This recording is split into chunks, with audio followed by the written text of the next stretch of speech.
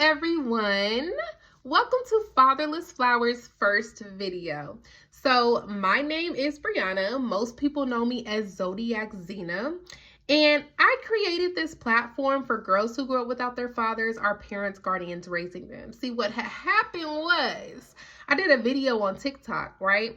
Just one video about content in relation to fatherless daughters. That video got over 15,000 views. It was a lot of engagement, a lot of comments, which is great because I feel like this topic is not talked about enough. So with that happening, I'm like, you know what? I really just want to create a platform for fatherless daughters. I tested out Facebook where I would go live, but I prefer to do YouTube so that I can just create the content when I want to, when I have time to do it, and then people can watch it whenever they have time to watch it. So that's the reason I am creating this platform, and I plan on doing it every Friday for like Fatherless Fridays. That's cute, right? Okay, I'm gonna do it every Friday is what I plan on doing. Okay, so people, they have a misconception about fatherless daughters. They think like fatherless daughters automatically means that the daddy abandoned them. And although that is true, that is only one type though of a fatherless daughter.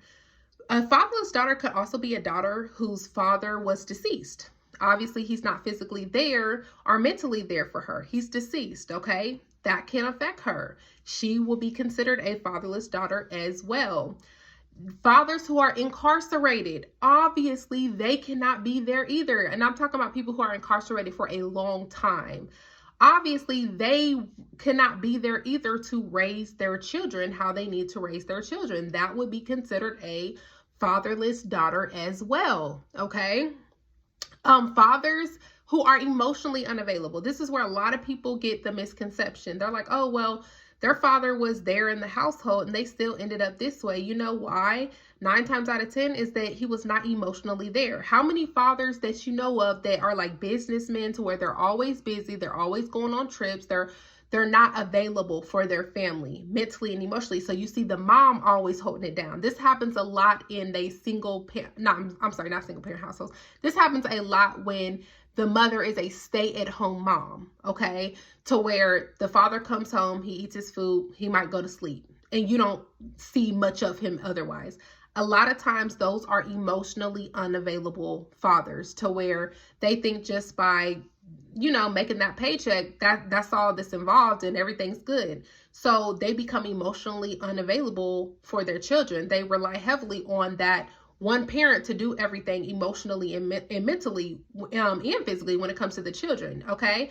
Which, like I said, is great because, I mean, they have those 2 parents in the household. However, if he's emotionally unavailable, then that's still considered a fatherless child, in my opinion, because emotionally they're not there. And that is a huge critical part on the upbringing of success when it comes to children. Like, both parents need to be in the household, not just physically, mentally, emotionally, and sometimes even spiritually, okay? So they need to be in the household, all right? So there is different categories of fatherless daughters, okay? I had one person even ask me on the TikTok post, they're like, well, what about the mothers? What about if their mother was not there for them? Can that affect them? Absolutely. Absolutely. Statistics show that when children grow up in 2-parent household, meaning that both parents are all the way available in that household, they tend to be more successful. Like, that's what statistics have already shown. And thinking about it, it just makes sense, right? It makes total sense. So if the mother is not available as well, just think about what that child might face, what they might encounter, what kind of peer pressures they might go through, you know, about what kind of voids that might create within that child, you know. So this is specifically more for fatherless daughters. However, if she grew up without her mother, or if she has issues with her mother, we'll still dive into topics in relation to that because that affects her as well, obviously. So I have my background education in psychology. I am the author of Scars Daddy Left, where I personally interviewed people who grew up without their fathers and created a book from my experience as well. So I have a lot of knowledge. I've done a lot of research and and I just have a lot of knowledge in regards to this subject. So that's the reason why I will be talking a lot about this. And I also have a lot of notes. So if I look down, that's the reason why. But we are going to get into our first topic, okay? So today I really want to talk about emptiness. Just because somebody looks like they're doing good does not mean that inside mentally and emotionally or even spiritually that they're doing good. Just because, especially, you know, the holidays just passed, right? You see all the family pictures, matching pajamas, like the New Year passed, you see people partying and having a good time, right? It doesn't mean deep down inside that they still do not feel empty. A lot of people who grew up without their fathers, deep down inside, they have an emptiness, they have a void that can never be felt. The reason for that is because they have not went to the issue, the root of the emptiness. They don't know what it is, which was my case for a while. They didn't know that, I didn't know that a lot of emptiness was because there was a void in my heart. Let's just think about it, right? A child. When a child is brought into this world, they were brought by a man and they were brought by a woman, right? Sperm and egg, right? So both of them make one, okay? So both that egg, both that sperm makes one. So it is natural for a girl to want both sides that created her, which is what some people don't understand. Like some people are like, oh, I'm not worried about my daughter growing up without her father. Like, I'm not worried about that. She's fine. I buy her this, I buy her that. I take her here, I take her there. Please realize that monetary things is not going to fulfill anything when it comes to a fatherless daughter who is still hurt by that bond. Like, that's not going to do anything, okay? She's still going to feel empty. And fatherless daughters don't think just because you're on your stuff, you know, as far as financial gain goes, that that's going to buy that emptiness, because it's not, okay? You have to start at the root. So when you grew up without your father, there's going to always be that void, because like I said, two energies created her. Masculine and feminine, they both created one. So she's naturally going to still crave that other energy, that masculine energy, you know? And it doesn't mean that the mother did anything wrong. It just means because the mother can compliment her, a mother can buy her things, can tell her she's beautiful every single day, but it still just doesn't feel that emptiness that she has, especially like growing up. If a girl grew up and she sees her friends or family members with their fathers and father-daughter dances, or as she becomes a woman and then she sees all these girls and women who are dancing with their fathers, or their fathers giving them away at their weddings, you know, that's something that still mentally can bother her or emotionally bother her, even when she thought she was fine, you know? A lot of times people don't even realize they had daddy issues until they become into their adulthood. And they're like, wow, I really want to know, where was my father? Like, why wasn't he here?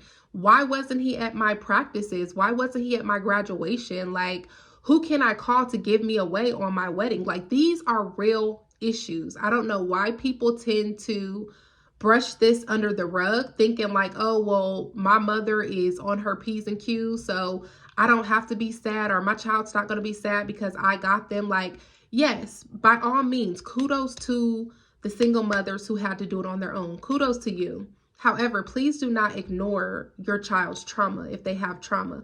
Please also consider it might be an issue of a fatherless daughter. That's real. Like, why do you think that Oprah had a whole show on it? She had more than one show on fatherless daughters, where she had them all on the show, you know, like talking about their experiences. And she has, is it Ayana, her best friend, comes on there, speaks about it as well. Like, that's because these are real issues. You know, if somebody as big as Oprah is going to have a whole show on it when she could talk about a lot of stuff, it's because it's a real issue.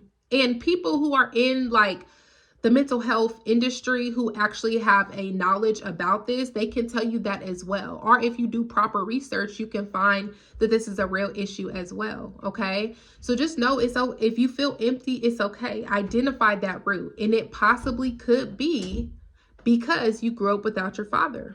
Okay. So with that being said, like if you feel like you've accomplished all these wonderful things, but when you go to sleep at night, you feel off or you feel sad, it's probably because you feel empty. So I definitely want to inspire you to navigate that journey of being a fatherless daughter, because once you hit that root, you will heal better, you will feel better. So that could possibly be an outcome. So if you grew up without your father, please look into, maybe I'm feeling this way because I grew up without my father. Does not mean that that is the only reason that you feel this way, okay? It doesn't mean that you will feel this way automatically. I don't want to get confused with anybody. However, just navigate that. If you do still feel empty, that could be a reason why.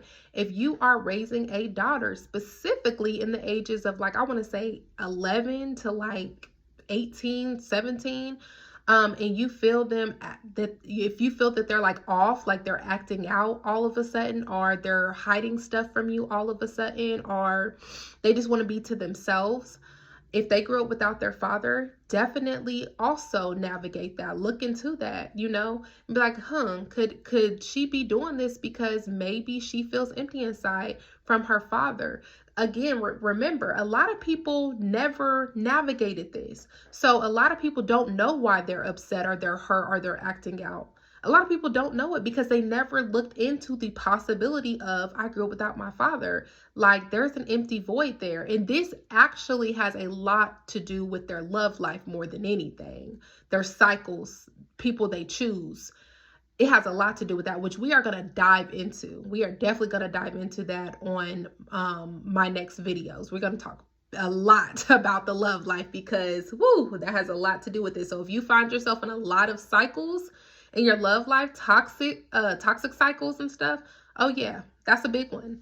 So definitely navigate that. I really hope that I can inspire you guys to really navigate that journey, because once you navigate that journey, you will find healing there if you do it right. Okay. Don't fill that void, that empty void, with stuff that you shouldn't, because you know what a lot of people do? They start filling that void with things like sex, or they start filling that void with things like substance abuse, drugs, you know, alcohol, again, sex. They fill that void with just unhealthy things, you know, attachment issues. Like, there's just so much in relation to this journey. Okay. So with that being said, if you think that you have came across feeling this way due to your father being absent, or you do feel like, maybe I feel like that could be what my daughter is going through, I'm just going to give you some tips that I feel like could help you with this. Okay, so first I'm going to give tips for fatherless daughters, then I'm going to give tips for the parents, guardians raising them. So first thing first, it's very important to identify it first. Like, you might not be suffering from your father walking out of your life. It might be something else that you're suffering from. But again, it could be that your father walked out of your life. So first identify that, okay? So if you take the time out to think about it, you know, I would make sure you're in a quiet area and just meditate on it, think about it, pray about it, and see if that's even the reason that you think you might be going through what you're going through, okay? So if you do identify that that is a problem and it is something that you feel like you have suffered from, then step 2 would be to go ahead and start that journey of being a fatherless daughter and healing from it, which means get help. Okay. I know a lot of people don't like counseling. They're like, no, that's not for me or whatever. And I'm an advocate for counseling, but I'm an advocate for the right counselor. Not everybody matches with each other's energy. Like, there's some counselors who you might feel like you don't have anything in common with, so you don't feel comfortable talking to them. There might be counselors that you feel like you do have something in common with, and then when you start talking to them, you're like, no, this is not a good fit. Luckily, nowadays, there is a lot of diversity in the mental health field to where hopefully you can find somebody who would be good for you. Okay. So I definitely recommend first thing first is getting counseling. Like a lot of times it's actually easier to talk to a stranger than talk to like somebody who knows you and knows your business. And then with counseling, a lot of insurance plans, because I do work in the insurance industry, if you don't know. So a lot of insurance plans actually have mental health counseling added on at a very affordable cost nowadays, especially with the pandemic. I feel like a lot of companies have just added that extra benefit because people need it. Like mentally, we've been going through it, okay? But there's a lot of people, like internal medicine has like counselors that you could talk to, or if you are in some type of religious group, practice some type of religious background, go to a religious professional and talk to them. Like if you go to church, go to somebody in the church, like a pastor or maybe like a counselor, and talk to one of them as well. If you don't want to talk to anybody like that, you also can just make sure you have a good support person, somebody who is not going to judge you. Like if you have stuff that you need to ask questions for, or cry sometimes, or maybe repeat stuff over and over again until it makes sense in your head, make sure you have somebody who's going to support you, who's going to answer the phone if they can, who's going to support you, who's going to hold your hand through this, because this is not an easy journey. It might sound like it's simple, but it's not a simple journey. It's a process. It's a journey like any other journey. It takes time, and everybody's timing is different. So I definitely recommend having a support person. If you can have more than one, that's even better, but at least have one support person, okay? The next tip that I would give you as well is go ahead and start getting those answers when you're ready for them. If you can reach out to your father directly, that's great. Reach out to them. And sometimes fatherless daughters are scared to ask the questions that they need to ask. One of the most common questions is, where were you? Why weren't you here? Don't just listen to one person's standpoint, okay? I feel like it's always best to listen to two people's standpoint, because sometimes, let's be honest, sometimes mothers are upset at the fathers for certain things, and they might say stuff that's not all the way true, or just rooted in a lot of negative emotions, okay, if that makes sense. So get both sides of the story. Talk to your mother if you need to talk to your mother. Sometimes mothers don't even want to talk about it. Some mothers are so upset and bitter about the situation, they don't even want to talk about it or address it. So if that's the case, then go straight to your father. But if you feel comfortable going to like your mother first, or a family member, asking questions, you deserve to know those answers. Like you do deserve to know those answers. So get the answers that you need. It doesn't matter how they feel about it. Like I feel like if you honestly love your child, you should, and they're asking you a question, you should be honest about it. They deserve to know the truth. So ask those questions. And like I said, if you need to go directly straight to your father, go to him, but make sure that you do go to your father too, even after hearing your mother's standpoint or another family member's standpoint. Unfortunately, if your father is like incarcerated or has passed, deceased, then there's other methods that you'll have to take. If he is incarcerated, write letters. I'm pretty sure him being in that state of mind, he would love to get letters from you. I'm sure he's probably, depending on how long they've been and where they are mentally, they probably are ready to bond that relationship, or they probably actually want you to reach out, So if you don't have their contact information, you probably know someone who does. Get their contact information and start writing them slowly but surely. Start writing them, and just as much as you feel comfortable to. Even reaching out to your father over the phone, you don't have to, like, that doesn't mean that you automatically have to call him every day or talk to him every day. Little baby steps, okay? If your father is deceased, then unfortunately, you don't have the luxury of just calling them whenever you want or writing them whenever you want. However, I am a very spiritual person, and I definitely believe that our loved ones are still with us. So I'm a high advocate and still speaking to your loved ones, even if they have moved on from this world. You definitely should still reach out to them and speak to them, Some people find comfort in writing letters. So feel free to write a letter, to them, like if it helps you.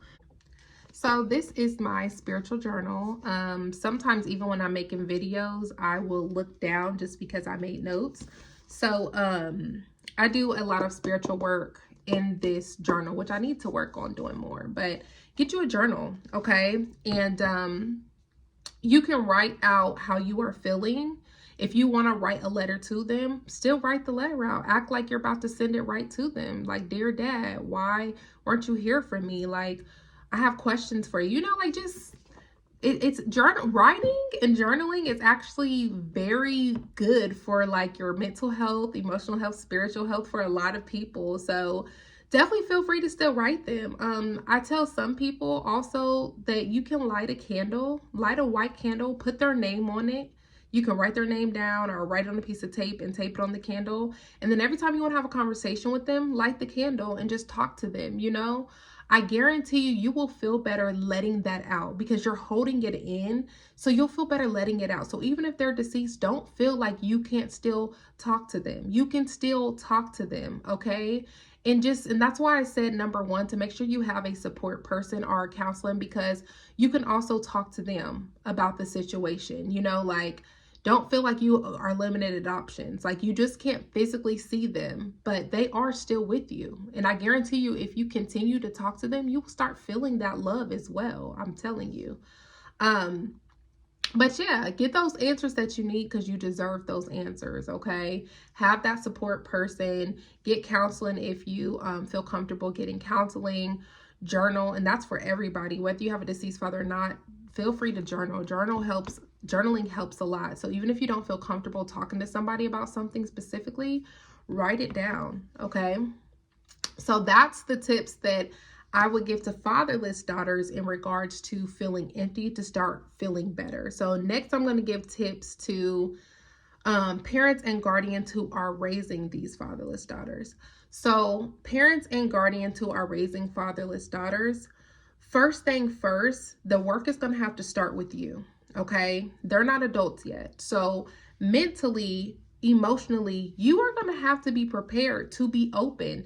That's what a lot of parents and guardians fail to do. Like, they fail to acknowledge their kids' feelings. Like, you don't know how many times that I've actually heard where a child might say something to their parent like, Mommy, I feel sad about this. Or I'm doing, oh, you're all right. You'll be fine. You're good. You're all right. You know, like, I'll buy you this or I'll do this. Like that just brushes the kid's feelings under the rug. Like, you have to still acknowledge your kid's feelings. It doesn't matter how you feel about their father. It matters how they feel about their father. And their feelings are still important.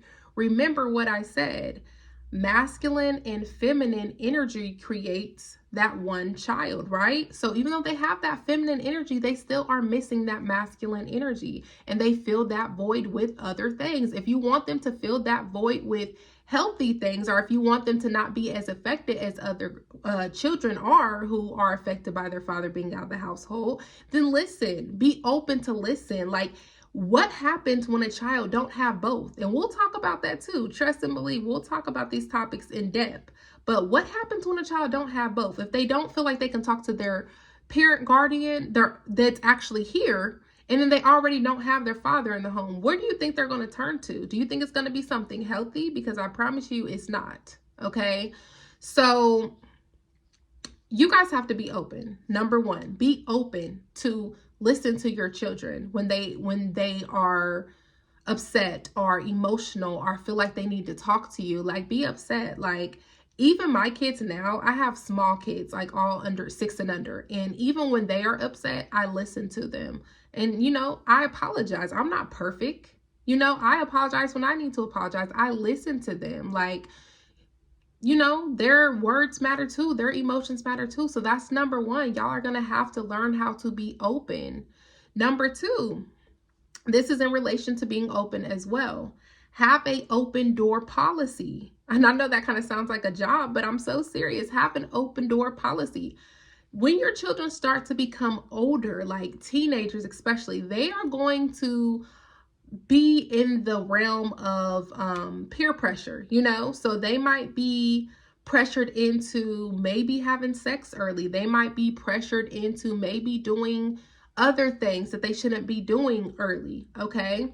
Have an open door policy to where they feel comfortable telling you that, even if they did engage in something that you feel like they should not be engaging in. If you have that open door policy with your children, are the ones that you are raising, then that lets them feel more comfortable to tell you what they did or what they're going to do, so that you can talk to them in a way to where they can understand that. Okay, you have to just first put your mindset of where you used to be when you were a teenager. You weren't perfect. You made mistakes as well. You held stuff from your parents, guardians, right? So you have to put your mindset where they're at, like what they could be going through as far as peer pressure and stuff. Be realistic. Like, obviously, that's a tough age, especially if you don't have that other parent. Like, two parents aren't there to always keep their eyes on that individual, right? So who knows what they might be up to? Who knows what they may be thinking of, you know? So you want to have that open door policy so they always feel comfortable talking to you about what they might be thinking about doing when it comes to like peer pressure and stuff like that. Like when you're a single parent, which I plan on diving more into this topic as well, but if you have children that are of age that can watch themselves, you have to trust that they'll make the right decisions. And that's not only in your household. Like, what if they go to a sleepover, or what if they go to a party, or what if they go to prom and then decide that they're going to leave prom early, you know, to engage in something else? Like, you just never know. You know, that's why I said have an open door policy, because therefore, if something goes wrong, they know they can always call you. Do you know how many times I have heard people say, no, don't call my mama. No, don't call my mama. Like, they might be in trouble. Like, the police might be called, or they might be caught up in something that they weren't supposed to be doing. Like, let's say that they're supposed to be at a sleepover and then they're secretly at a guy's house, right? And then they feel uncomfortable or pressured at the house, but they don't feel comfortable calling their mom. They might call their friend, they might call another adult, but they don't want to call their mom. Like, no, don't call my mom. No, don't call her. Don't call.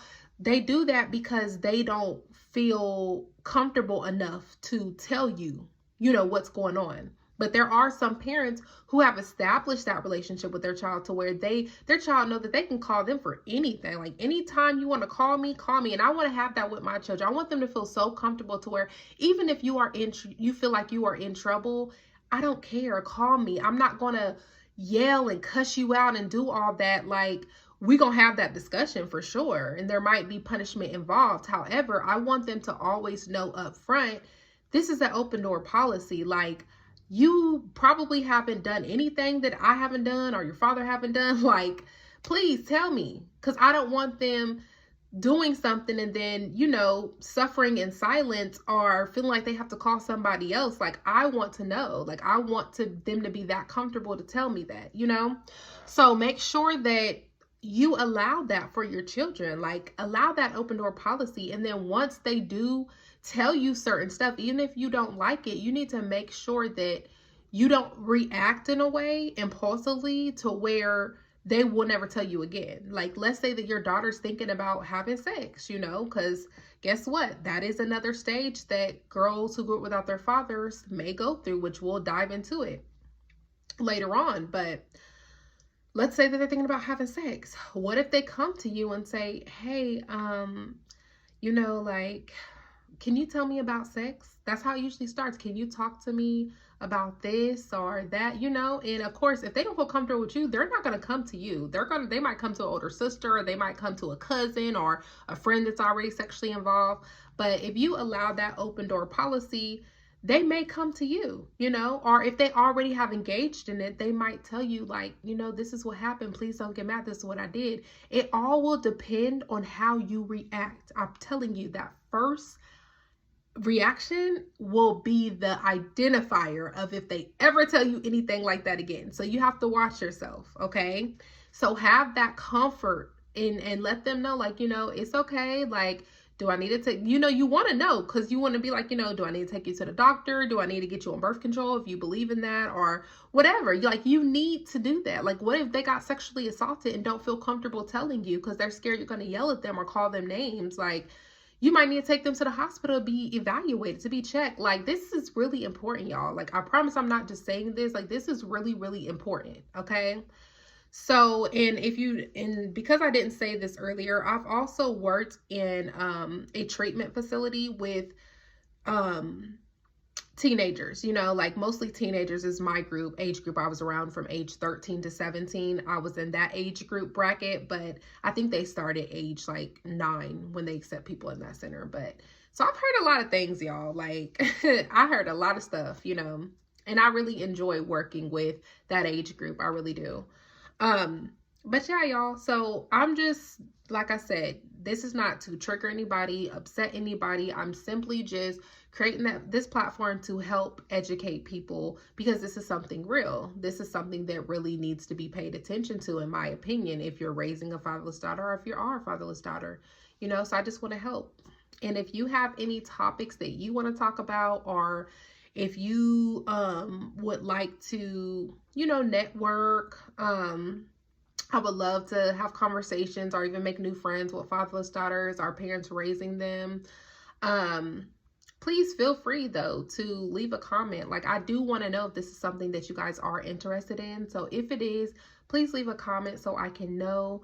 Please feel free to subscribe. I plan on doing this every Friday. I want it to be like a Fatherless Fridays thing, to where like every Friday I'll upload new content. And like I said, if y'all tell me what y'all want to hear or see, I will definitely look into that as well. I can do reaction videos. I already had a reaction video in mind that I may do, but I can do reaction videos and break it down mentally, what I think is going on, like all of that. Like, I plan on doing all of that. So if this is what you guys like, make sure you show me some love by commenting, liking, subscribing. And I will see you guys next Friday. Bye.